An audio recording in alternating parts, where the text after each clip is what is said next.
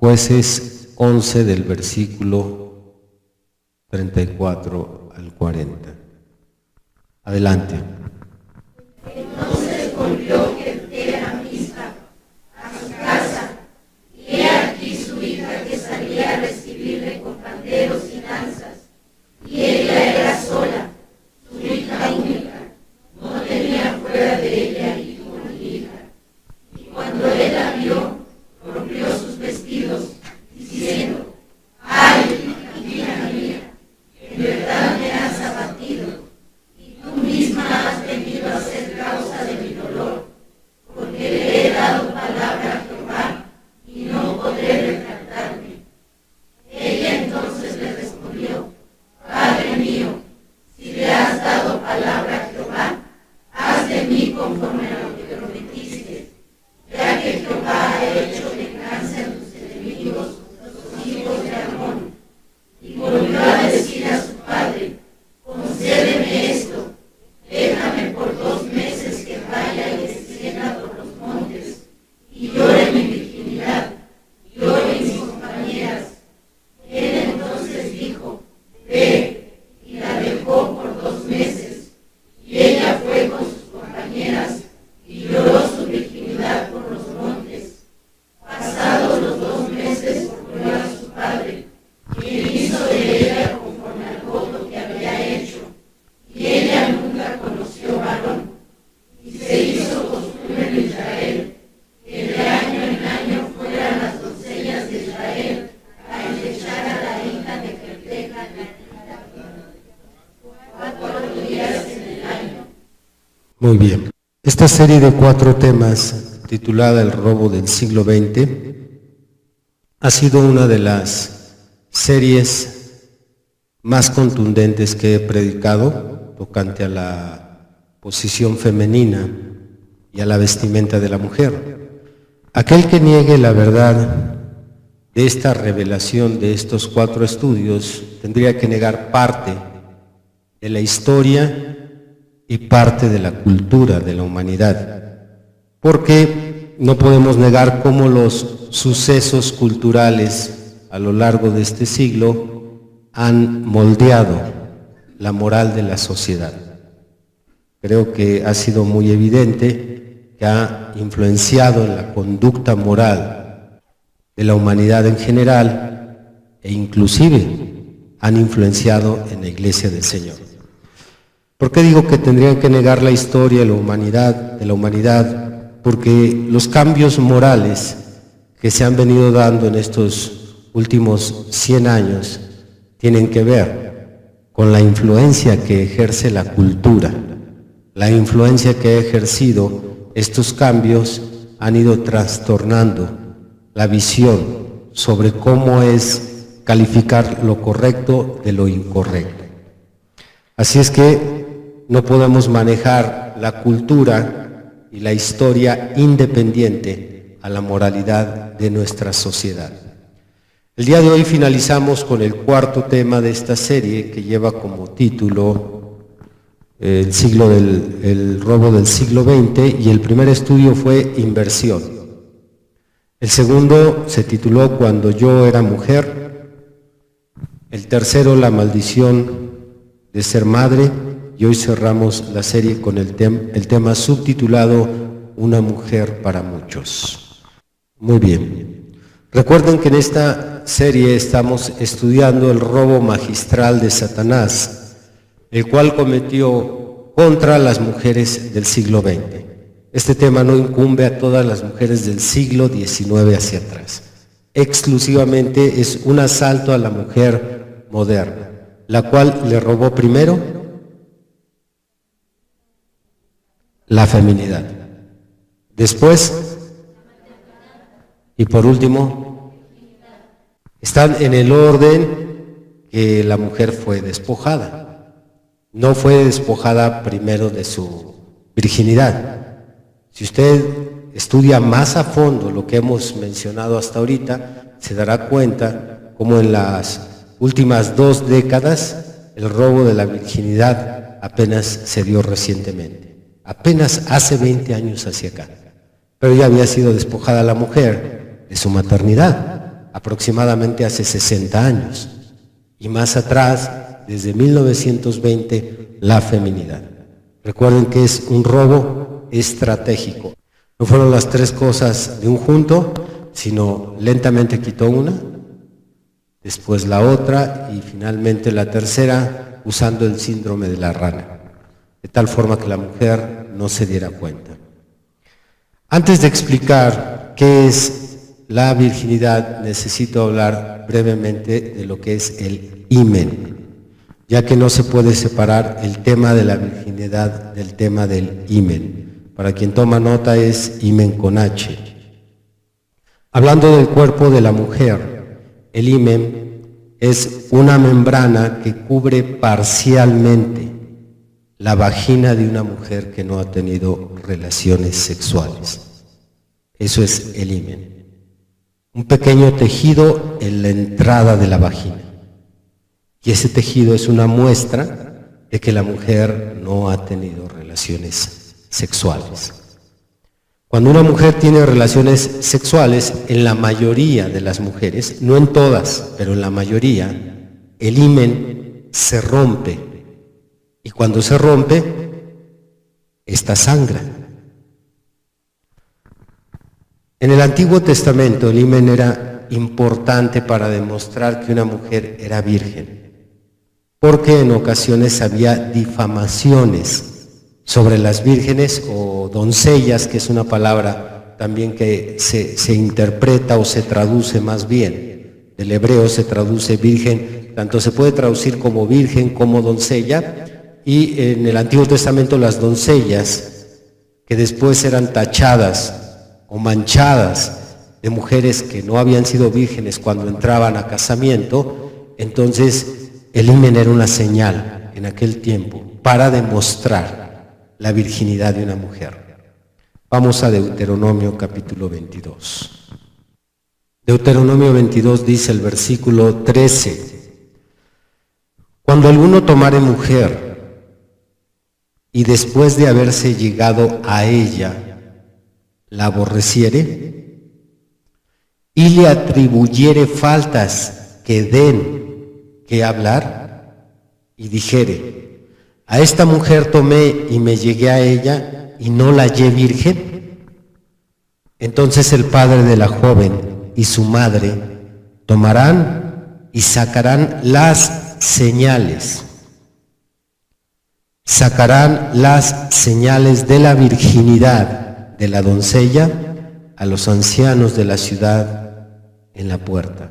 Y dirá el padre de la joven a los ancianos: yo di mi hija a este hombre por mujer y él aborrece. Y aquí él le atribuye faltas que dan que hablar diciendo: no he hallado virgen a tu hija, pero ved aquí las señales de la virginidad de mi hija. Y extenderán la vestidura delante de los ancianos de la ciudad. Entonces los ancianos de la ciudad tomarán al hombre y lo castigarán. Y le multarán en 100 piezas de plata, las cuales darán al padre de la joven, por cuanto esparció mala fama sobre una virgen de Israel, y la tendrá por mujer y no podrá despedirla en todos sus días. Era muy delicado difamar a una virgen, acusarla de que había entrado al casamiento habiendo ésta perdido su virginidad. Pero si alguno de ellos se atrevía a acusar a una doncella de haber tenido relaciones sexuales antes de esa boda, el problema se resolvía yendo por las sábanas de la noche nupcial. Y por cuanto las sábanas habían quedado manchadas de la sangre cuando se rompió el himen, entonces los padres lo único que hacían era sacar aquellas sábanas, aquella ropa, aquella vestimenta, y se las enseñaban a los ancianos. Aquí está la prueba de que mi hija era virgen. Este hombre está esparciendo mala fama sobre mi hija. Y entonces aquel hombre era castigado. Es como se demostraba la virginidad de una mujer en el Antiguo Testamento. ¿Alaban a Dios? Entendiendo ahora qué es el himen, comprenderemos mejor sobre la virginidad. Tenemos ante nosotros tres definiciones de lo que es la virginidad. Tenemos la definición clínica, la definición sexual y la definición bíblica. Definición clínica, definición sexual y definición bíblica. Las analizaremos desde la definición más sencilla hasta la más completa. Para entender cada una de estas tres definiciones, vamos a responder a la siguiente pregunta. ¿Cuándo es que una mujer pierde la virginidad? Según la definición que tomemos, es la respuesta que obtendremos. Podemos responder a esta pregunta desde la definición clínica, que son la que dan los médicos, o desde la definición sexual, que es la del común, la del vulgo, la coloquial, o desde la definición bíblica. Bien, vamos a analizar la respuesta a esta pregunta desde estas tres definiciones. Definición clínica: ¿cuándo una mujer pierde la virginidad? Cuando el himen se rompe. Según la definición clínica, una mujer deja de ser virgen cuando el himen se rompe. Y esto puede ser por cualquier causa, porque el himen de la vagina de una mujer se puede romper no solo en relaciones sexuales, se llega a romper en casos donde una mujer practica un deporte. Puede ser que ella practique lo que es las carreras de caballos, pues al montarse sobre la silla del caballo, después de largo tiempo puede rasgar su himen. También se puede romper por algún accidente. Quizás ella cayó sentada, se dio un golpe muy fuerte, eso también puede romper el himen.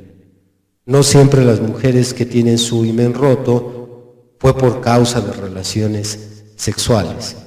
Puede ser también algún esfuerzo extremo, donde la mujer se esforzó demasiado y los músculos se extendieron hasta su vientre y rasgó su himen. Hay diferentes causas por las cuales el himen de una mujer puede ser dañado. Por tanto, clínicamente, una mujer deja de ser virgen cuando el himen se rompió, independientemente de la causa. Si la mujer se rasgó su himen por un accidente, una caída, cuando los doctores dan la definición de perdió su virginidad, es porque el himen está roto. No importa que no haya habido relaciones sexuales. Esta es la definición clínica.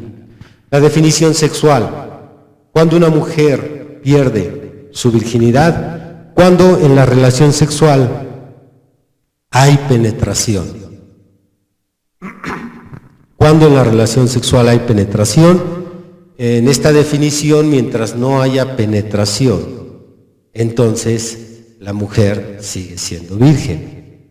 Quizás tuvieron relaciones sin penetración, solamente hubo caricias, abrazos, besos, toqueteos, pero si no hubo penetración, según la ciencia de la sexología, entonces la mujer sigue siendo virgen.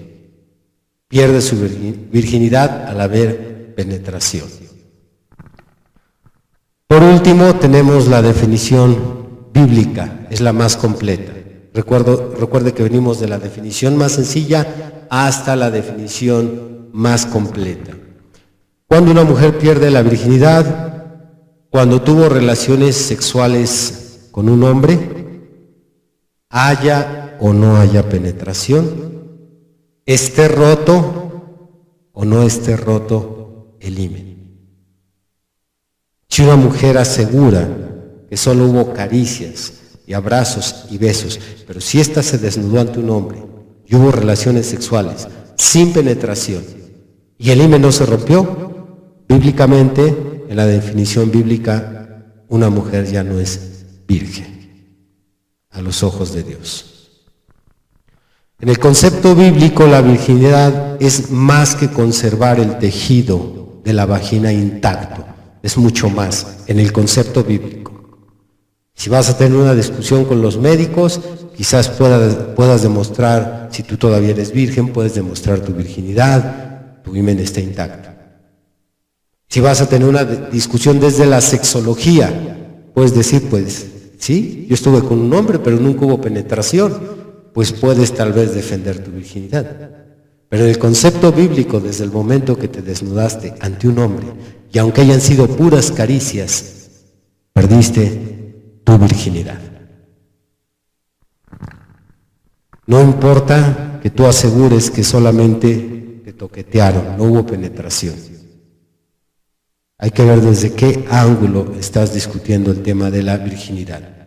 Bíblicamente la virginidad es la pureza del cuerpo, la dignidad femenina y la consagración a un solo hombre. Bíblicamente esto es la virginidad. Repito, la pureza del cuerpo, la dignidad femenina y la consagración de una mujer a un solo hombre. Esto es la virginidad. Vamos a analizar estas tres características. Pureza del cuerpo. Una mujer que pierde su virginidad sin estar casada, ella se sentirá sucia por dentro. Sin importar que ella quiera convencerse a ella misma que no hizo nada malo, que muchas mujeres lo han hecho, sin importar que las amigas le aplaudan lo que hizo. Ah, qué bueno que te animaste y qué bueno que ya seas de pensamiento liberal. Muchas le pueden decir lo bien que hizo o no tiene de qué arrepentirse. Ella misma tratará de decir, todas las mujeres modernas hoy practican el sexo libre. Diga lo que diga, ella se sentirá sucia por dentro porque ha perdido su pureza. La pureza del cuerpo es la virginidad. Si una mujer miente, roba, maldice, probablemente se sienta culpable de esas fechorías, pero no se sentirá sucia, porque todavía, si es virgen, todavía se siente pura.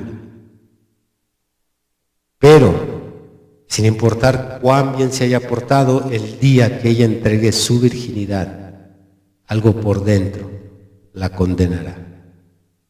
Ha perdido su pureza. La virginidad es la pureza del cuerpo femenino. Por eso una mujer, cuando viene a un altar, sea que se case por el cristianismo o sea que se case por la iglesia evangélica o la iglesia católica, no importa, no debe de presentarse en el altar con vestido blanco, porque el color blanco en la ceremonia nupcial representa pureza. Pero ella, si no es virgen, ya la perdió. No debe de mentirle a la audiencia, no debe de engañar a los testigos que vienen a presenciar la boda. Ella ha perdido su pureza, ella está sucia por dentro y ella no es digna de llevar el color blanco. Perdió su pureza.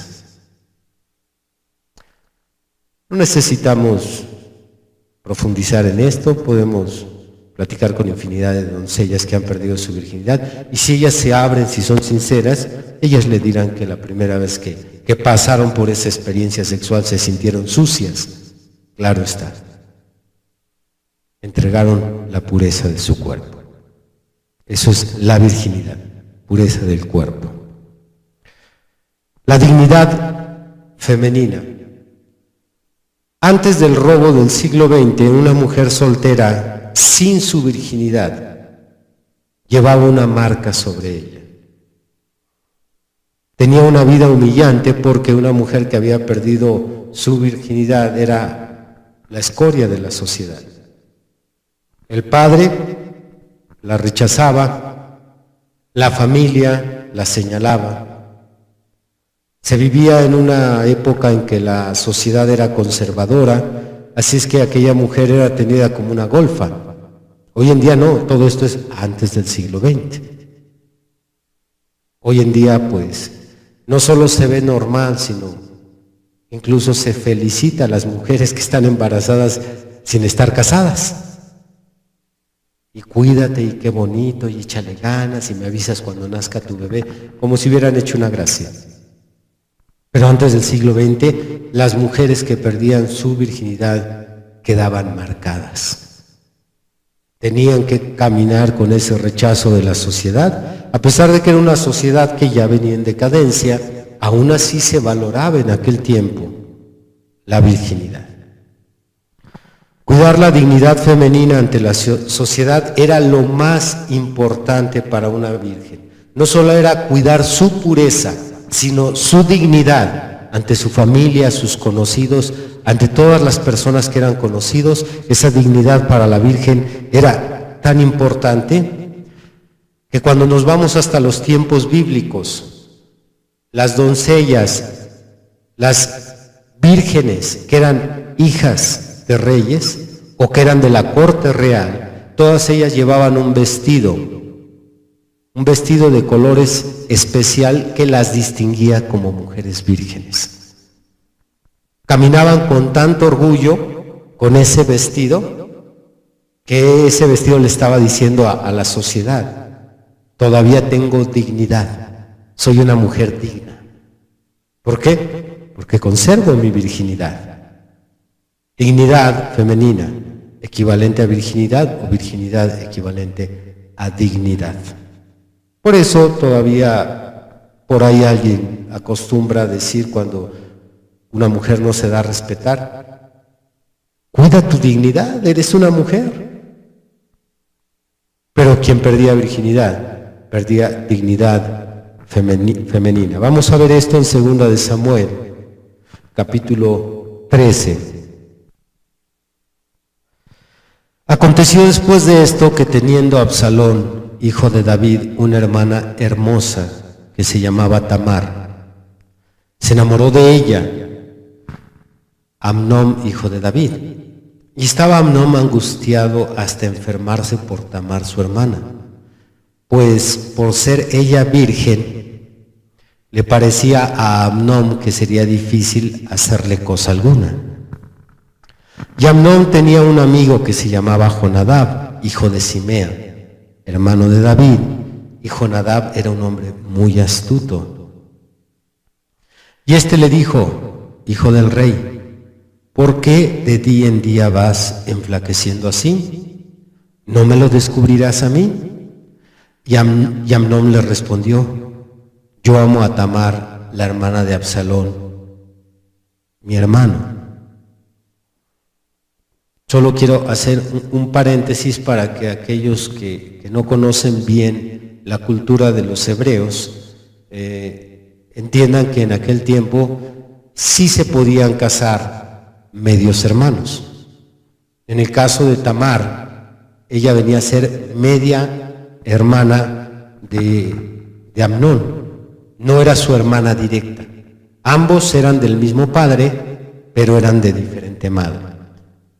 Actualmente no se puede hacer eso, pero en aquel tiempo sí se casaban medios hermanos, como es el caso de Abraham con Sara. Ellos eran medios hermanos, para que no se vaya a descontrolar, ni tampoco vayamos a calificar lo que vamos a leer como el incesto, ¿no? En aquel tiempo y en esa cultura era permitido. Versículo 4. Y éste le dijo: hijo del rey, ¿por qué de día en día vas enflaqueciendo así? ¿No me lo descubrirás a mí? Y Amnón le respondió: yo amo a Tamar, la hermana de Absalón, mi hermano. Y Jonadab le dijo: acuéstate en tu cama y finge que estás enfermo. Y cuando tu padre viniere a visitarte, dile: te ruego que venga mi hermana Tamar para que me dé de comer y prepare delante de mí alguna vianda, para que al verla yo la coma de su mano. Se acostó pues Amnón y fingió que estaba enfermo, y vino el rey a visitarle. Y dijo Amnón al rey: yo te ruego que venga mi hermana Tamar y haga delante de mí 2 hojuelas para que coma yo de su mano. Y David envió a Tamar a su casa, diciendo: ve ahora a casa de Amnón tu hermano y hazle de comer. Y fue Tamar a casa de su hermano Amnón, el cual estaba acostado, y tomó harina y amasó e hizo hojuelas delante de él y las coció. Tomó luego la sartén y la sacó delante de él, mas él no quiso comer. Y dijo a Amnón: echad fuera de aquí a todos. Y todos salieron de allí. Entonces Amnón dijo a Tamar: trae la comida a la alcoba, para que yo coma de tu mano. Y tomando Tamar las hojuelas que había preparado, las llevó a su hermano Amnón a la alcoba. Y cuando ella se las puso delante para que comiese, asió de ella y le dijo: ven, hermana mía, acuéstate conmigo.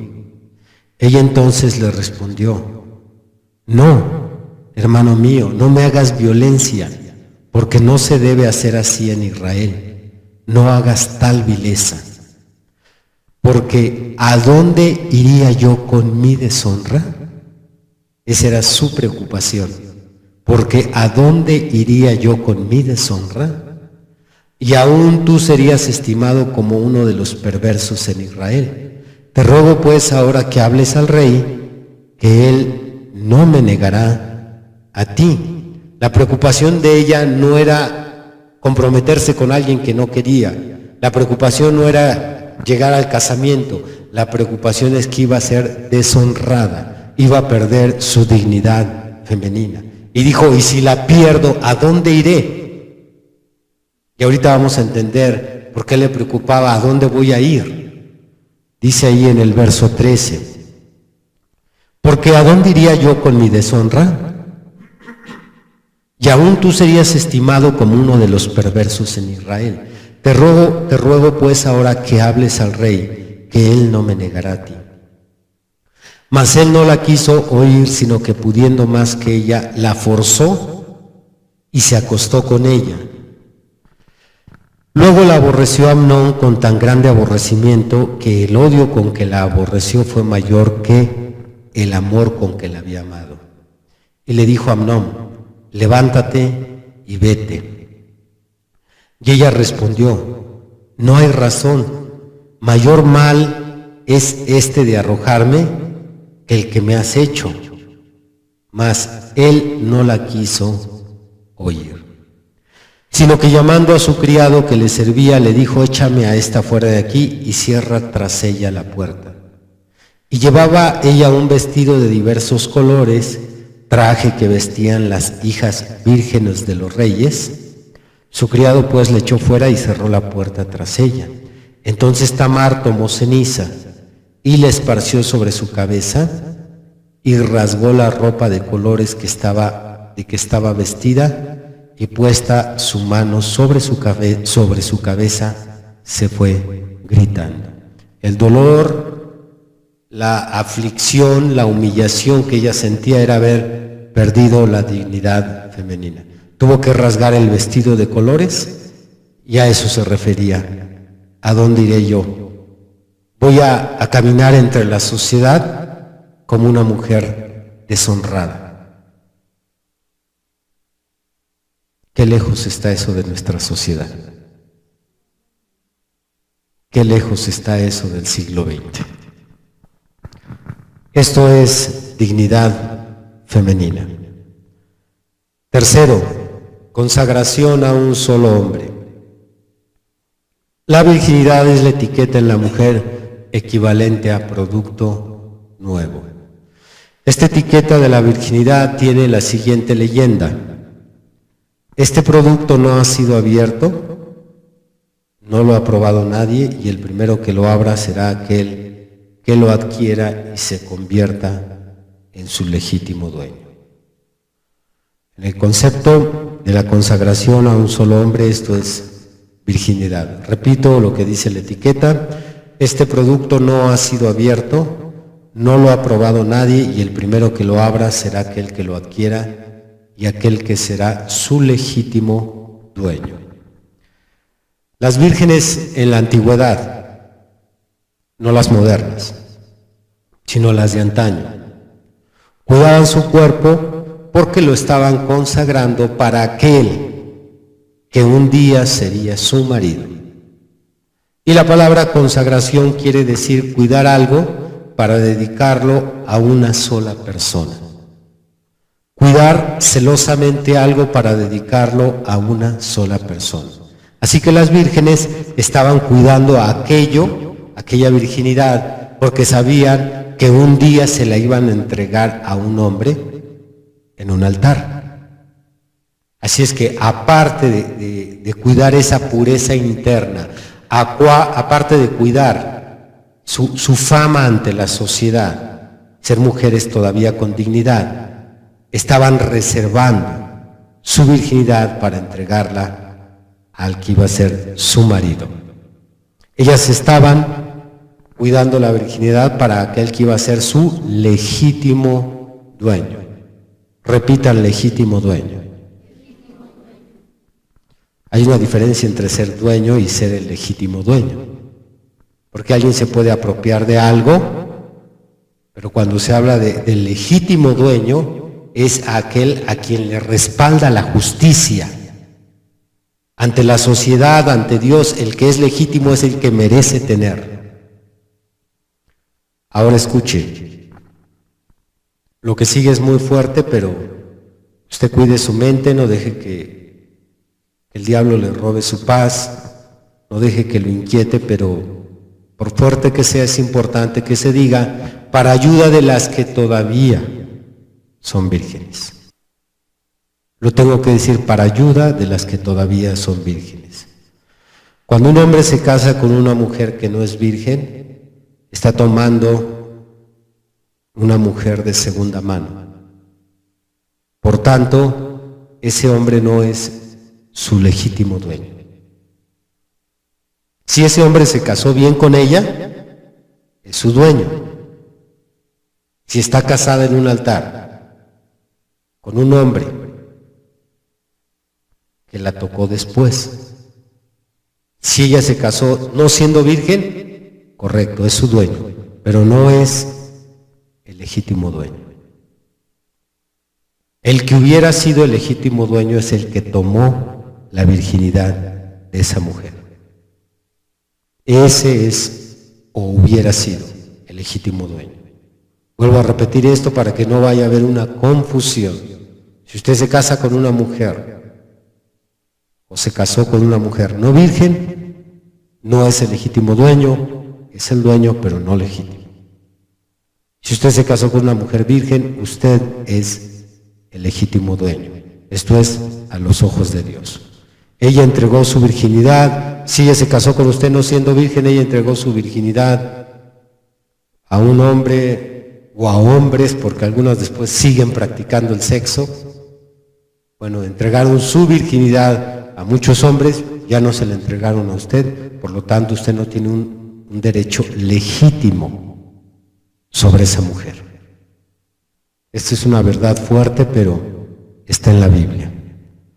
Veamos algunas escrituras que demuestran que a los ojos de Dios, aquel que toma la virginidad de una mujer es el dueño legítimo. Primera de Samuel 18. ¿Lo tenemos? Dice el versículo 20.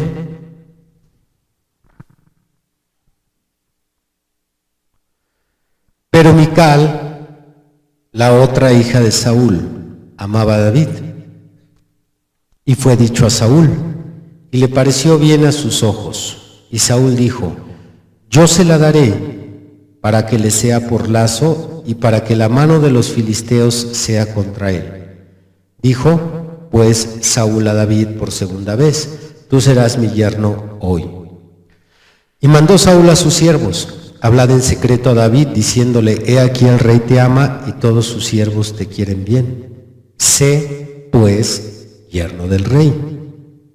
Los criados de Saúl hablaron estas palabras a los oídos de David, y David dijo, ¿os parece a vosotros que es poco ser yerno del rey, siendo yo un hombre pobre y de ninguna estima? Y los criados de Saúl le dieron la respuesta, diciendo, tales palabras ha dicho David. Y Saúl dijo, y Saúl dijo, Decid así a David: el rey no desea la dote, sino 100 prepucios de filisteos, para que sea tomada venganza de los enemigos del rey. Pero Saúl pensaba hacer caer a David en las manos de los filisteos.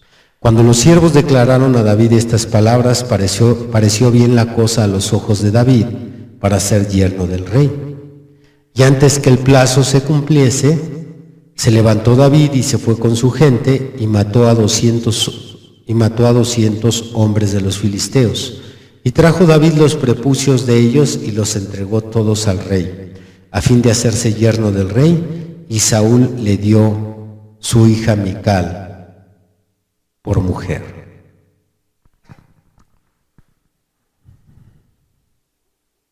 Era una trampa de Saúl.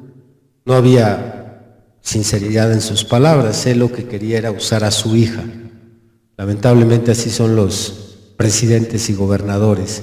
Por ejemplo, ¿cuántos reyes para hacer una alianza, hablando de países monárquicos, para hacer una alianza comprometen su hija con la hija de otro rey?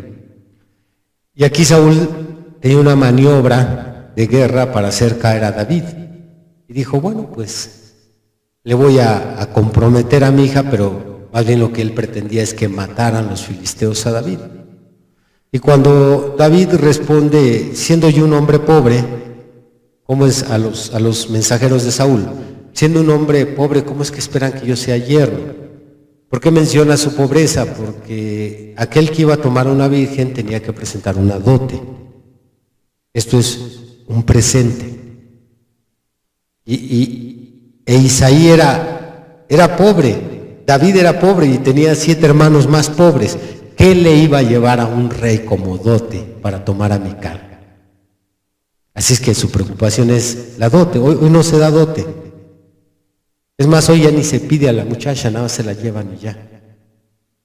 Pero en aquel tiempo iban a pedirla, pero no iban con las manos vacías, llevaban la dote.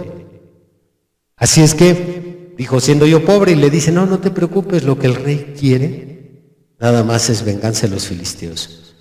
Ve, mata a 100 filisteos, encuéralos y tráele por ahí el sobrante de su miembro, el prepucio. Dijo, ¿nada más eso? Nada más eso. Pues dijo, pues para asegurarme que me la den, mejor llevo 200. Táctica inteligente, abusado, hermano, Cuando quieres una muchacha, en lugar de 10 flores, lleva 20 flores. Dijo, mejor llevo 200, cortó 200 prepucios y va y los entrega y le dan a Mical por mujer, una virgen, una doncella. Mical vestía el vestido que llevaba Tamar. Lo cambió cuando se presentó en la ceremonia. Así es que David toma a su mujer, pero ¿qué es lo que sucede? Como era una maniobra política, se la quitan más adelante. Avancemos ahí mismo en 1 Samuel, pero pase por favor al capítulo 25, 43.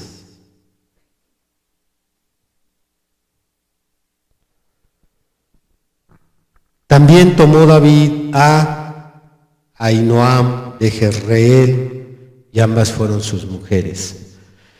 Porque Saúl había dado a su hija Mical, mujer de David, a Palti, hijo de Lais, que era de Galí. Si ustedes conocen un poco más de esta historia, como Mical, ya como esposa de David, le ayudó a David a huir de las manos de Saúl. Saúl andaba detrás de David, así es que por ahí le puso una trampa muy buena a los soldados de Saúl. Mientras David huía, estos pensaban que David estaba dormido. Eso enfureció mucho a Saúl, así es que huye David. Saúl toma a la mujer, a Mical, y se la entrega a Palti. Así es que otro hombre se quedó con la mujer del legítimo dueño. En aquel tiempo, como no estaba corrompido este tema de la virginidad, la legitimidad, la dignidad, David no se dio por satisfecho a pesar de que sabía que Palti tenía su mujer. Hoy en día se hubiera arreglado rápido, pues vamos con el abogado, firmamos el divorcio y ya que se la quede. No, David sabía que él era el legítimo dueño. Y si él era el legítimo dueño, él quería a su mujer. Avanzamos ahí mismo en 2 de Samuel, pasamos al capítulo 3, 2 de Samuel 3, verso 12. Entonces envió Abner mensajeros a David de su parte, diciendo: ¿de quién es la tierra? Y que le dijesen: haz pacto conmigo, y he aquí que mi mano estará contigo para volver a ti todo Israel. Y David dijo, respondiéndole a Abner, dijo: bien, haré pacto contigo, mas una cosa te pido: no me vengas a ver sin que primero traigas a Mical, la hija de Saúl, cuando vengas a verme. Después de esto envió David mensajeros a Is-Boset, hijo de Saúl, diciendo: restitúyeme mi mujer, Mical, la cual desposé conmigo por 100 prepucios de filisteos. Entonces Is-Boset envió y se la quitó a su marido. ¿A quién se la quitó?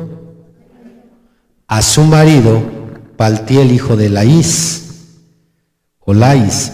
y su marido fue con ella siguiéndola y llorando hasta Baurín, y le dijo a Abner: anda, vuélvete. Entonces él se volvió. A pesar de que ya tenía nuevo marido, el legítimo dueño la reclamó y dijo, y aunque cuando usted continúa leyendo la historia, se dará cuenta que David no la volvió a tocar. David no volvió a estar con Mical, simplemente la encerró porque esa era su mujer. Y este es uno de otros casos o varios casos que encontramos en el Antiguo Testamento, que de aquellas mujeres que también eran de David, aquellas 10 concubinas con las que durmió Absalón, cuando llegó David las tomó, las encerró en una torre, las mantuvo, pero tampoco las volvió a tocar. Porque en aquel tiempo el que tomaba la virginidad de una mujer, él era el legítimo dueño. Hoy no se puede hacer lo mismo. Claro está que no podemos desintegrar un matrimonio para retomar a una mujer. Sin embargo, es importante que la doncella, que todavía conserva su virginidad, tenga presente que si quiere ser solo de un dueño legítimo, debe de reservarla para aquel que se la va a entregar en el altar. Ese hombre va a ser el legítimo dueño, quien tome la virginidad de esa mujer. Alaban a Dios. Ahora damos vuelta a la página y nos trasladamos hasta el siglo XX. Solo para sorprendernos al enterarnos de lo difícil que es encontrar ahora mujeres que lleguen al altar vírgenes. Son contados los casos en esta sociedad liberalista, donde predomina el feminismo. Muy raro encontrar que una mujer llegue virgen antes del casamiento. Y para que la mujer moderna pierda su virginidad antes del matrimonio es porque antes tuvo que haber menospreciado, tuvo que haber tenido en poco su pureza. No puede perder la virginidad sin que la mujer no le importe primero ser pura por dentro. Así es que tuvo que perder el valor hacia la pureza interna, tuvo que perder su dignidad femenina y tiene que ser de una idea de no importarle que no llegue al altar para entregar esa virginidad que le debe de corresponder a su dueño legítimo. ¿De qué manera el diablo o qué táctica usó el diablo para que las mujeres modernas perdieran eso? Una sola razón es la que el diablo usó para que la mujer perdiera estas 3 características: el apetito por los hombres. El profeta Isaías hace 2700 años profetizó que en el siglo XX las mujeres tendrían tanto, pero tanto apetito por los hombres, tanto apetito por el sexo, que ellas entregarían su pureza, su dignidad y el deseo de ser de un solo hombre. Vamos a ver esta profecía en Isaías, por favor. Dice el versículo 1, echarán mano de un hombre 7 mujeres en aquel tiempo, diciendo, nosotras comeremos de nuestro pan y nos vestiremos de nuestras ropas. Solamente permítenos llevar tu nombre. Quita nuestro oprobio. Esta profecía se cumple a finales del siglo XX, ni siquiera inicios, sino a finales. Las mujeres tienen tanto apetito por los hombres que incluso llegarán 7 a echarle la mirada a uno solo nada más. Claro que es muy moderno ver hoy en día un hombre con 2 o 3 mujeres. Y las mujeres sabiendo, porque aquí estamos ignorando las que son engañadas. No, me refiero a aquellas mujeres que saben que el hombre tiene otra o tiene 2 más, y aún así hay tanto apetito en la mujer por el sexo y por el hombre que van a entregar su pureza, su dignidad y el deseo de consagrarse para un solo hombre. Traigo este mismo versículo traducido en otra versión que todavía es más entendible. Esta versión dice así: aquel día quedarán tan pocos hombres que 7 mujeres pelearán por uno de ellos. 7 mujeres pelearán por uno de ellos. Y esto literalmente se ve en muchas partes. Mujeres que se agarran a golpes, se desgreñan por un hombre. Aquel día quedarán tan pocos hombres que 7 mujeres pelearán por uno de ellos y le dirán: nosotras nos mantendremos por nuestra cuenta y nos vestiremos con nuestros propios medios, pero déjanos llevar tu nombre, líbranos de nuestra vergüenza. Déjanos llevar tu nombre. ¿A qué se refiere esta expresión de la profecía? Usted sabe que cuando una mujer forma familia, cuando se casa con un hombre, cuando toma a un hombre por esposo, ella automáticamente toma el nombre del esposo. Por ejemplo, en Estados Unidos literalmente adopta el apellido, cambia el apellido de ella por el de él. Por eso nuestra hermana Meda, esposa del profeta William Branham, se conocía como la hermana Branham. Ella se llamaba, cuando antes se llamaba Meda Broy, después vino a llamarse Meda Branham, tomó el nombre de él. Aquí en México y en otros países occidentales, nada más se pone el artículo de, que es la señora de García, la señora de Hernández, toma el nombre de él, y es lo que dicen estas mujeres: déjanos llevar tu nombre, nada más. Pero ya está casado, pero ya trae 2, no importa. Con razón no se valora la virginidad. Hay tanto apetito por los hombres. Las mujeres están hambrientas, deseosas, desesperadas de sexo y de hombres que están dispuestas. Dicen ellas: solo líbranos del oprobio, líbranos de la vergüenza. ¿Cómo pudo una mujer llegar a esta condición? ¿Cómo es que después de analizar la historia de la virginidad desde los días de la Biblia hasta nuestros tiempos, cómo es que las mujeres han caído tan bajo? Sencillo, invirtiendo los valores morales y cambiando la apreciación hacia los valores morales, que es el inicio de nuestro tema. Para la sociedad moderna, las mujeres fornicarias, las que fornican aquí, fornican allá, las mujeres que tienen sexo sin estar casadas, ellas son mujeres de pensamiento moderno, mujeres liberalistas. Dicen algunas: hay que actualizarse. Eso antes era malo, pero ahora no. Y las mujeres que cuidan su virginidad son las anticuadas, las santurronas, las fanáticas, las exageradas. Nuevamente vemos que lo malo se convierte en bueno y lo bueno ahora es malo. Ahora es malo que las hermanas se cuiden, no se dejen tocar, se vistan, se distancien de los hombres. Es malo para la sociedad, para la familia. Y es bueno para la sociedad. No, pues qué bueno que se junten, y ya si no funcionan, pues mejor se dejan y ya buscan una nueva oportunidad con otra pareja. Todo está invertido. Regresemos a nuestra escritura de inicio, ahora sí, para con este trasfondo entender qué es lo que sucedió con la hija de Jefté. Abran Jueces, capítulo 11. Y leemos ahí en el verso 34.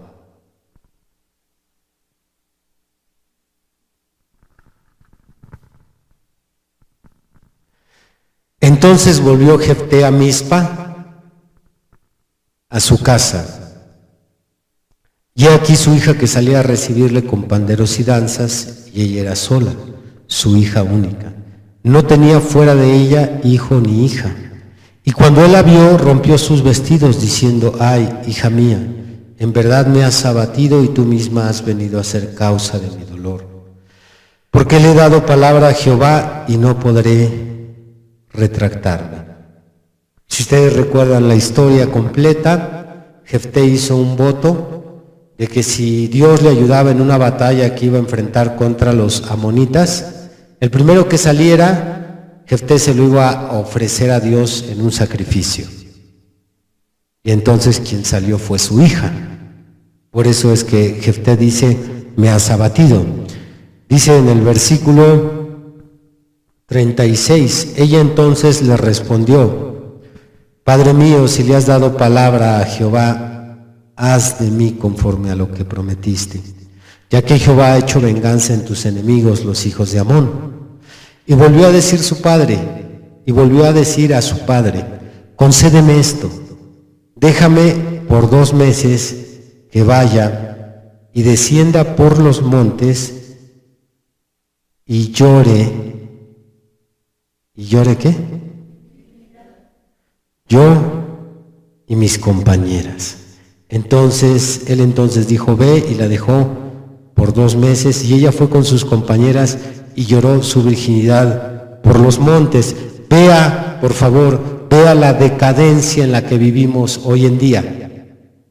Ya tocamos fondo, no hay hacia dónde bajar más.